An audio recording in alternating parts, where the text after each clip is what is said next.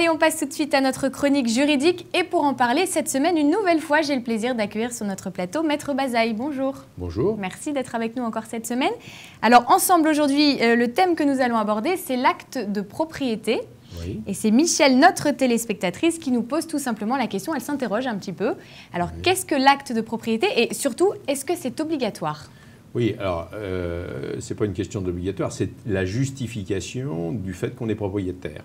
Et plutôt que acte de propriété, on parle dans notre métier de titre de propriété. Alors, qu'est-ce que le titre de propriété ?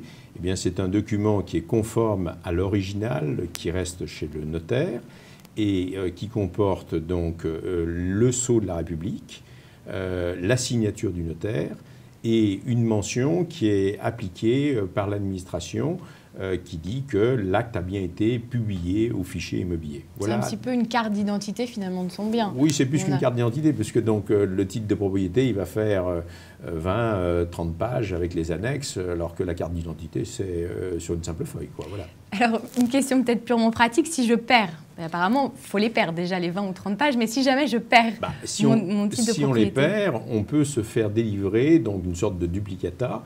Donc, c'est ce qu'on appelle à ce moment-là, c'est plus véritablement le titre de propriété, mais ça vaudra comme un titre de propriété. Et le notaire vous demandera, qui a reçu l'acte original, car le notaire a un devoir de conservation de l'original, il vous demandera, il vérifiera que vous êtes bien toujours propriétaire, que vous n'avez pas revendu ce bien. Et il ne vous le délivrera qu'après avoir vérifié lui-même au fichier immobilier, ce qu'on appelle la conservation des hypothèques, que vous n'avez pas revendu le bien. S'il a vérifié, il a obtenu la vérification que vous n'avez pas revendu le bien, il vous délivrera ce duplicata qu'on appelle une copie authentique. Est-ce que c'est payant cet acte de propriété ? C'est compris dans les frais. Hein, c'est compris dans les frais. Donc, alors si vous le perdez, effectivement, donc à ce moment-là, le notaire a un petit travail à faire, mais ce travail de duplication, il ira chercher quelques dizaines d'euros, c'est tout. Alors enfin, dernière question, est-ce que l'occupation vaut comme un acte de propriété ?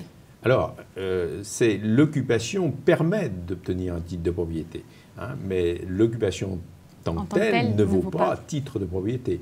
Donc, si vous avez occupé, en général c'est un terrain, parce qu'un appartement, une maison, pour l'occuper pendant 30 ans comme ça, bon, c'est un peu limite, et on l'imagine mal.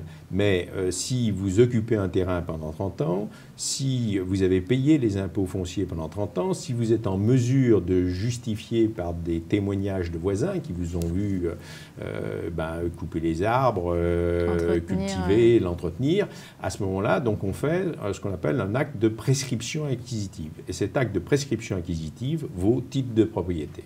Très bien, merci beaucoup pour toutes vos explications. Je vous en prie. On se retrouve la semaine prochaine ? Tout à fait. Merci beaucoup, Maître.